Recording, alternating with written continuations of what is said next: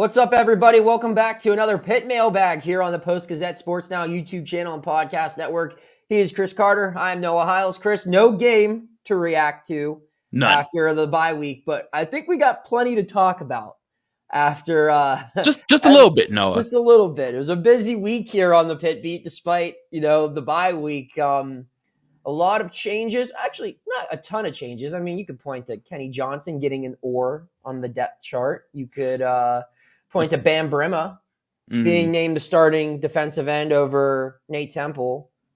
Or you could, talk about the report we had where, there's a new starting quarterback in town. And that's going to be the focus of this week's mailbag. A lot of questions talking about the quarterback change that was first reported by the Post-Gazette.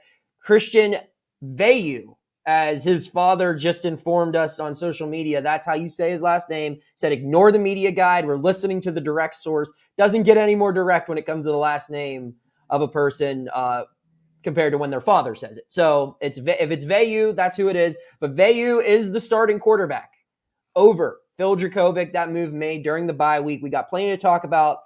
But before we do, we're going to get into a couple ads real quick here. First one, this is the show's presenting sponsor, and it's brought to you by Mike's Beer Bar. Whether you're in town for a Steelers, Pirates, or Pitt game, Mike's Beer Bar is right across the street from PNC Park and has the best selection of beer in town, as well as amazing food options. They have over 20 TVs, and you can catch all of your NFL, college football, Pirates, Penguins, Riverhounds, and Premier League action right at Mike's. Come in and try one of their 500 different available beers, 300 of them being local beers, as well as 80 different local craft beers available on tap. You can also get a flight to try out every option you can dream of. And trust me, you won't run out of favorites because I never do, and I'm always there. Try their steak on a stone for an awesome meal where you can choose how hot you want your steak cooked with a heated stone right in front of you as you enjoy a night out in Pittsburgh. Come to Mike's Beer Bar and get your sports fix and experience the best sports bar in Pittsburgh. This show is also brought to you by the Great Yinzer Tailgate, which is bringing the best of the Berg to South Point on November 4th, showcasing Pittsburgh's rich culture, iconic sports history, and vibrant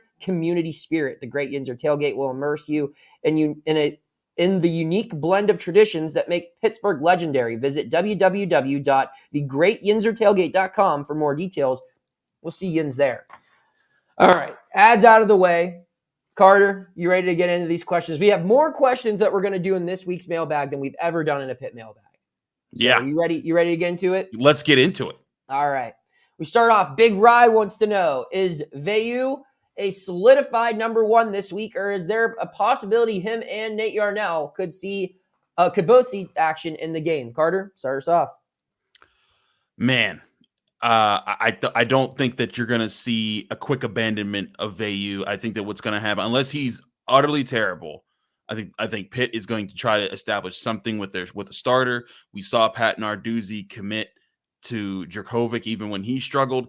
I think Veilleux, the other guy that they brought in as a transfer for a reason, you got, as much as Pat Narduzzi stuck with Jurkovec, he's not going to abandon Veilleux, and I think it would send a giant panic flag up for Pitt if Veilleux comes out and he's pulled very quickly because he doesn't have success. I think Pitt is going to try to work it with him just like they tried to work it with Jurkovec, and then try to see what do they have by the end of this season. Because Jurkovec's one thing. Jurkovec's, he's now in your past. Veilleux has the chance to be your future, and that's what you're trying to see right now. And that might not come right away. And let's also remind people, Pitt's going to play 3 ranked teams in the next 4 games. Yeah, that's not the easiest sledding. You can bring in your new quarterback that you're hoping can become the starter for the next couple seasons. So I think that you don't see Yarnell as much unless Veilleux gets hurt. I also wouldn't put them against the chance that Phil would go back in if that were to happen, and just to see what he could have right there. But yeah, Veilleux is the solidified number one now. Yeah, just to build upon what you said. I mean, Pat talked about this Monday. He said, we gave a lot of faith to Phil. We got to extend that same faith to Christian. And it's not even about next year, although I do think some ounce of this move was made toward next year. But yeah, they're going to give Christian some time to show what he can do, and that means more than one game. However, I think that if he does get benched, it's going to be Yarnell. Because if you go by the logic here, Carter, you go down the line, you give Christian, let's just say they give Christian all of October. You head into November, there's only how many games left? Are you really going to go back to a sixth-year senior at that point? Yeah. Maybe. I think that they would probably give Yarnell a shot. And, despite Phil being number 2 on the depth chart this week, I mean, Pat said, we'll see what happens in practice this week. And that, to me, on top of us reporting that he got demoted to number 3 on the depth chart, I think that that's Pat's way of just kind of easing it into the fact that Yarnell is the backup on this team moving forward. Although, like Carter said, I do think there might be a scenario where if it's mid-game, maybe they do just trot Jurkovec back out there simply because he's more familiar with playing in this offense this season with these guys. But I think if there's going to be another guy to start, it'll probably be Yarnell because I think he's the true number 2 right now. We'll move on now to our next question. This one's a quick one. It comes from obviously not Tomlin. I'm sure a lot of people watching this follow him on Twitter, an entertaining account to say the least. He asks, what is the deepest into the season Pitt has gone with without an FBS win? I'm old enough to remember when it was called D1 and D1 AA, with the only win versus Wofford, and today being October 9th, which is when he submitted this question. Is this the longest stretch in history? So I did a little research. So you go back to 2017, Pitt did not win against a Power 5 opponent until October 21st, which is the case this year, but that's not answering his question. I'm just going back in time. You go all the way back to 2005, and that was the last time, Pitt's last time it reached October without a win over an FCS team dated back to 2005. It started 1-4, and it had to beat Cincinnati on October 8th. So that was his first year. That was Wannstedt's first year, I should say. Sorry, my head's all in a jumbo here. So yeah, they beat Youngstown State, I believe, and then they lost other 4 games. So, but we're deeper than that. It's already October 9th. So the deepest it's gone, if you're not going by week, but like by the calendar, would be October 27th. In 2001, Pitt beat East Tennessee State in its opening week. It lost its next 5 games. It earned its first win over an FBS team at Temple on October 27th. And they should hope that things end up like they did in 2021 because Pitt won out and ended up having a decent season. So that's got to be the goal if you're Pitt under Walt Harris there in 2001. So that was the latest it took in recent history for Pitt to earn its first FBS win. And then in 1998, it did not have a win over a Power 5 opponent. I think it had a win over Akron, which is an FBS opponent, but not a Power 5 opponent. So there's, Carter, anything to add onto that, or you want to just keep it moving here? I mean, just the main thing is that, they've struggled, but again, we've seen Pitt teams turn things around before. This is a pivotal point in the bye week. I think Louisville proved that they were a really tough team with the way that they beat Notre Dame this past week. This is no easy task, but we've seen teams turn it around before, and it will be interesting to see if Pat Narduzzi can add to another chapter of Pitt turning around a season that looked completely lost. All right, we'll move on now to a question from Tad. Tad wants to know, he says, by my account, Pitt had 13 players from the 2021 championship team, and possibly a few more in the future, make NFL rosters in the past 2 seasons, active or practice squad. Obviously, Narduzzi and his staff did a tremendous job building the program to that point. Tad says he doesn't see 13 NFL guys on this team, unfortunately. He asks us, do we attribute the fall off this season to missing out on recruiting targets to replace those players? Chris, you want to start off with this one? I mean, I think that there's always natural just ebbs and flows of recruiting and development of success. Pitt had a great run of just guys that kept coming up and filling different positions. You think of how the safety position transgressed over the years. They had I remember 2020, they thought that they might have the best safety pair in the ACC with Paris Ford and DeMar Hamlin, and then Paris Ford doesn't finish the season. DeMar Hamlin's last year, and they're thinking, well, safety's going to be rough. And then you got Brandon Hill and Eric Hallett were just a great 1-2 punch. And I think that Pitt fans have to remember there's with turnover and changes come growth and failures at times, but you got to learn from those growths and failures. I think that's something that Pitt's experiencing right now. I don't think it's all that out of the ordinary. Sure, there's definitely recruiting misses that they had. Pat Narduzzi even took credit. He's like, hey, when you're asking about evaluating quarterback talent, it's talking about specifically them and getting guys that fit their system. He said, it starts with me. I'm that guy. I'm the one that's making those decisions. So like, sure, there are misses there that we've seen. But misses happen across the board. It's just, when you see, I know people are going to point to bigger SEC programs and Big Ten programs that have less misses, or when they do have misses, they have other answers. And I think that's the bottom line is Pitt still isn't in that realm where they can afford to have as many misses as some of these other programs, because they just have other guys waiting in the wings like that. And sure, there are other guys waiting in the wings, but they're more like Terrence Moore or BJ Williams or Ryan Baer, guys that you're expecting to grow into these positions, not guys that are going to come in and just take over on day one. Yeah, I'm not so sure that there aren't 10 NFL guys on this current roster. I just don't know if those guys are playing right now. Or maybe they will be playing more as the season goes on. I think that a big reason why a lot of those guys in the championship team's roster were able to have a shot at the next level is because they got playing time pretty early. Guys like Carter Warren and Gabe Hoy and Kenny Pickett and Servassier Dennis and Brandon Hill and Eric Hallett and all those guys. I mean, they saw the field for one reason or another earlier than a lot of the guys who are currently playing for Pitt. Dalen Hayes doesn't look like an NFL player because he's really just getting his first chance to get consistent playing time because he's had the same defensive lineman ahead of him on the depth chart for 3-4 seasons now.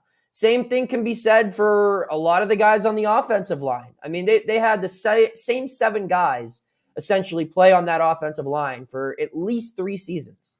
So when you finally have to have a Jason Collier play or a Terrence Moore, or, you rely on a younger guy like Ryan Baer or BJ Williams, they're going to look a little different because they haven't played as much. That experience helped Pitt win a championship, and we're just starting a new cycle of that now. Now, granted, you could say, that 2021 class that had all this hype with Nakai Johnson and Dayon was 2020. Who else was in 2020? Oh, Elliot Donald, excuse me. Elliot Donald, it might be time for those guys to step up. And right now, they haven't done much. But this is still all of those big recruits that followed the recruiting classes that brought that title home.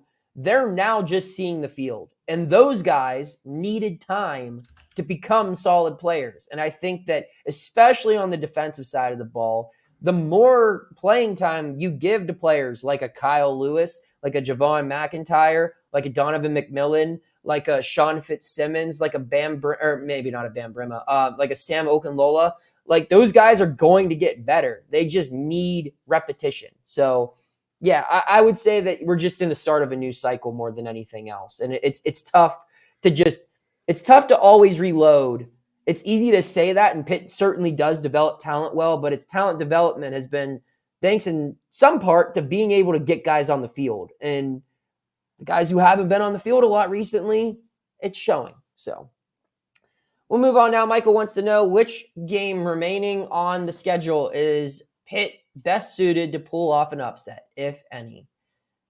Carter, you want to do this first, or should I? Man, I know Duke's got an injury at quarterback, and that's gonna be like, a chance. It's a chance. That it would be there. But I gotta say, Notre Dame. Their loss to Louisville was a huge disappointment for them. But this is also Notre Dame all the time, right? Like every year when Notre Dame is good to start a season, they get all the hype up, and then at some point they come crumbling down. At some point later than others. But they know that quarterback that they're facing there, Sam Hartman. They beat up on him in the ACC championship game a couple years ago when they faced him when he was the quarterback over at Wake Forest. So Notre Dame, I think they're struggling. They're going up against USC, which is going to be, that's Caleb Williams. So they could be reeling after that, and it's still a few weeks from there. But if Pitt can find its mojo again, if they can run the ball, if they can play aggressive defense again, if they can get back to at least playing the type of ball that Pitt plays when they're having a good game, I could see them sneaking Notre Dame. I don't think that they're going to sneak Florida State, though. I think that team is going to that's going to be a rough one for Pitt. But Notre Dame on the road in South Bend, I could see Pitt being a little amped up for that and maybe stealing one there. And Pitt's been known to steal one, even in some of their down years.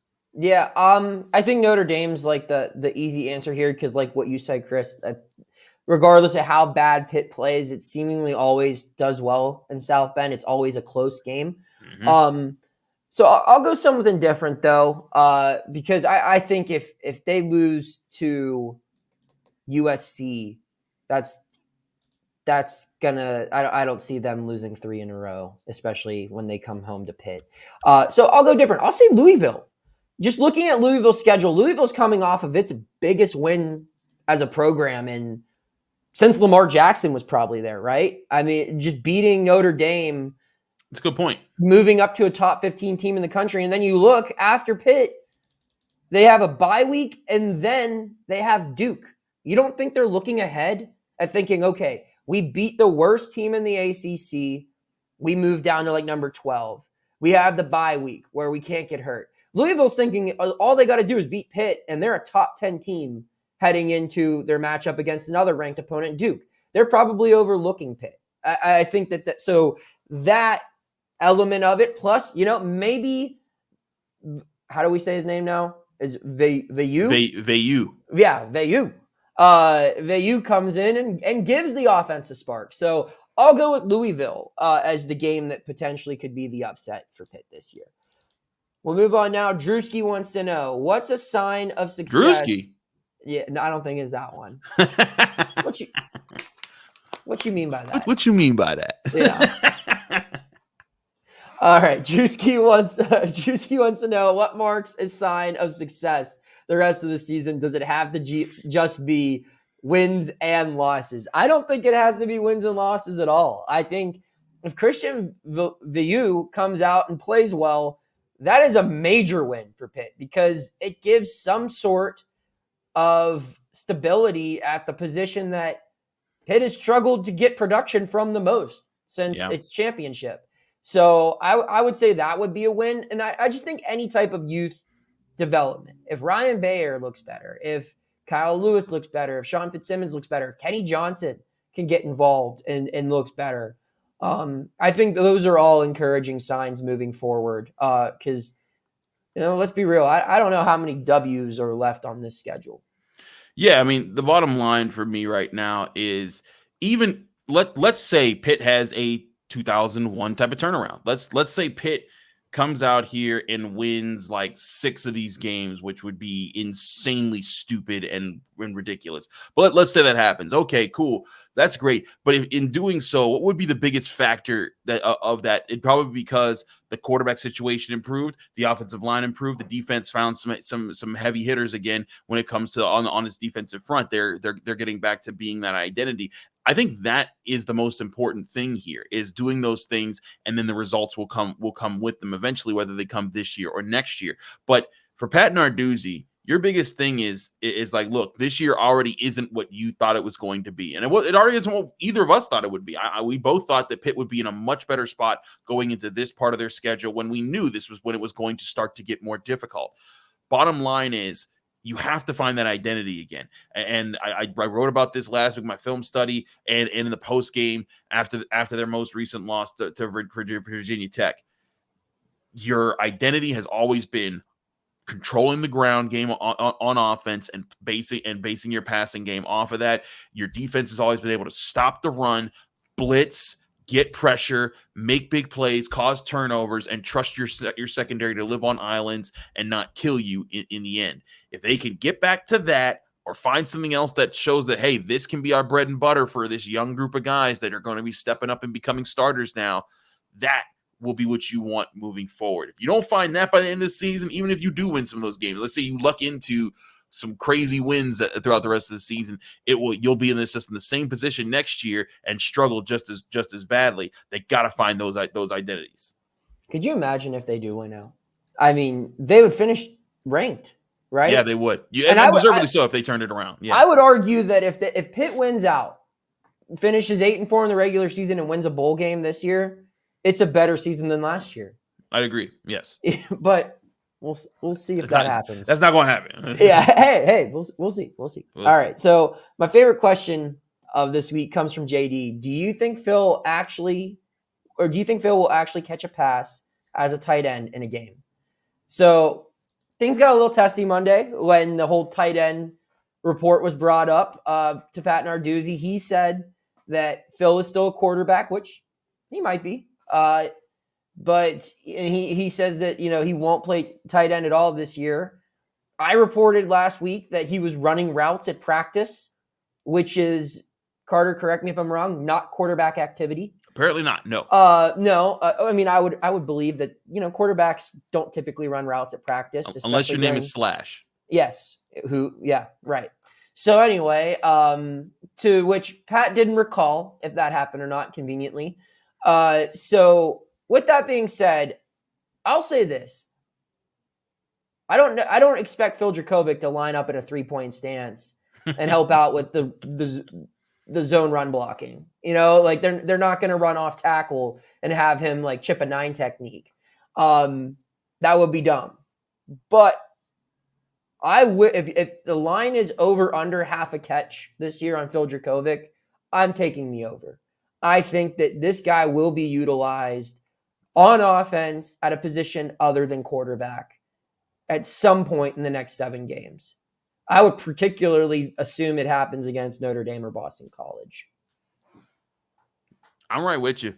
This is and listen, this will be Pat Narduzzi sticking it to everyone he can and saying that he believed in Phil, and if you didn't believe in Phil, that's that's on you. I think it's going to be really, really interesting to see how they do it, because I think there's one thing, the obvious thing that everyone's thinking is that you're gonna find a way to get in the ball, and then he's going to throw it, and then it's going to be a touchdown, and then it's going to be like, oh, see, this, that, and a third. But also, I want to go back to the press conference, because one of the first things that he said when he acknowledged, hey, there's been a change, it was the way that he talked about Phil and his faith in Phil. And I thought it was really, or confidence in Phil. He says, quote, obviously last week we made a change at the quarterback spot. I got a ton of confidence in Phil Jurkovec. I still do. Even if you won't and don't, I still do. But it felt like we needed to spark a quarterback. That is Pat Narduzzi telling the world, I heard all of you and we're making this change, but I still don't like you for it. And it's like, I think Pat Narduzzi, it's like when Colonel Jessup was being egged on to say, he's like, did you order the code red? Yeah. Pat Narduzzi wants to order the code red and throw Phil and let Phil Jurkovec make a big play in this offense. He wants to prove to everyone that Phil's still that guy. And also, I think that's part of the good part of Pat Narduzzi, because he doesn't want to do it for himself. He wants Phil Jurkovec to show the world, hey, you've been talked about bad all season long. I want you to go and prove out that you're better than what people said about you. And that's who Pat Narduzzi's always been as a coach, whether it was Chris Blewett, whoever else has made mistakes, and you see him put faith in the player, and then they've rewarded him in the long run, or sometimes they haven't. But I think Pat Narduzzi is absolutely going to make sure there is a play drawn up in either of those games, or even later in the season. Who knows? It'll come at some point. Phil's going to get a target, or he's going to get a handoff or something that's going to allow him to get a chance to throw the ball or run in space. It's going to happen. It reminds me of The Office, the episode where Michael Scott says he was a victim of a hate crime, and they say that's not a hate crime. He goes, well, I hate it. Like, that's kind of like, it's kind of like what we're going through right now, where it's like, well, Pat, that's not true. And he's like, so, there just comes, there's like it feels like we were rooting. It feels like he thinks we were rooting, like we being the media, we're rooting for this guy to be benched. And that wasn't the case at all. It's just, when we see a bad quarterback play, we ask, are you going to fix this? And sometimes that means playing someone else. So, yeah, none of us were rooting for a change. Fans were, certainly. Yeah. And part of our job is to ask questions that fans, the people who read our stuff, want to be asked. That's part of the job. So by asking those questions, by reporting, and in our case, breaking the information, I'm sorry that it's upsetting to some people, but I mean, come on. I mean, we're neutral parties here. Right. We're not rooting for, but we've also seen Pat Narduzzi conflate, what actual people in the media say versus narratives that have been spun on media and also social media. Go back to Pitt's win over West Virginia last year when he's on the post game with Scott Van Pelt and he's saying, "I heard you guys saying that there were 75% West Virginia fans here," and Scott was like, "I don't know what you're talking about, coach." And it's just like those type of things. But I think it comes from like Pat Narduzzi is the protective dad or the protective uncle that he may not have all the context. All he knows is that someone somewhere slandered his people and he ain't going to stand for it. And I think that's where that's coming from. Still, like you said, it ain't us that's rooting against that's rooting against Phil. In fact, you and I talked, like there were times like we'll sit in there like, what if Phil came out and just balled in this game? Like we wanted to see that happen in North Carolina. It would have flipped this city on its head. It would have turned the boos into cheers,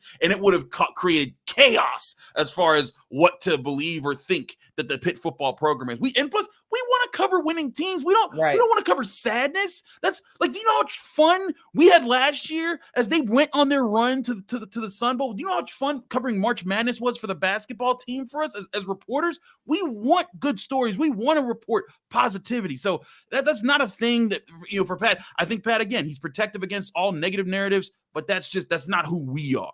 Well, and I think that's just typical of any head coach. When it gets to a certain point, it becomes you versus the world. And that includes the media, that includes your own fans at times.